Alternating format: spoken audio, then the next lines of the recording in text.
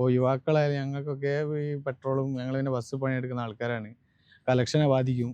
അപ്പോൾ മുതലാളിമാർക്ക് അതിനെ ബാധിക്കും. അതിനനുസരിച്ച് ഞങ്ങൾക്ക് അതിൻ്റെ ബത്തയും കാര്യങ്ങളൊക്കെ ഞങ്ങൾക്ക് കുറയും.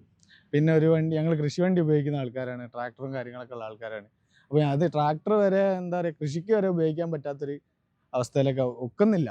ഡീസൽ അടിച്ചിട്ടും അതിൻ്റെ കാര്യങ്ങൾ ചെയ്തിട്ടും. അപ്പോൾ വളരെ ബുദ്ധിമുട്ടായ ഒരു സാഹചര്യമാണ്.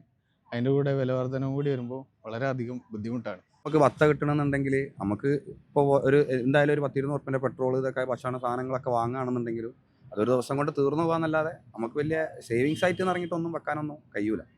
അതാണ് ഇപ്പോഴത്തെ ഒരു സാഹചര്യം. ഇപ്പോൾ ചരക്കും കാര്യങ്ങളൊക്കെ പുറത്തുനിന്ന് കൊണ്ടുവരുന്നതല്ലേ. ഇവിടെ കൃഷി നമ്മൾ ഭക്ഷ്യാവശ്യത്തിനുള്ള സാധനങ്ങൾ വരെ പുറത്തുനിന്ന് കൊണ്ടുവരുന്ന.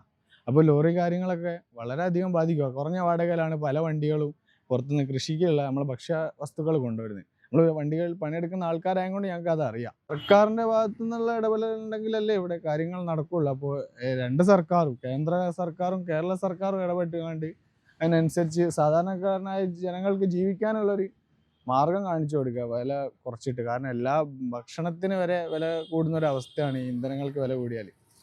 അപ്പോൾ എല്ലാ മേഖലകളിലും ബാധിക്കുന്ന ഒരു വിഷയം കൊണ്ട് സർക്കാർ എന്തായാലും ഇതിനകത്ത് ഇടപെടണമെന്നാണ് ഞങ്ങളെ യുവാക്കളായുള്ള ആൾക്കാരെല്ലാവരുടെയും അഭിപ്രായം.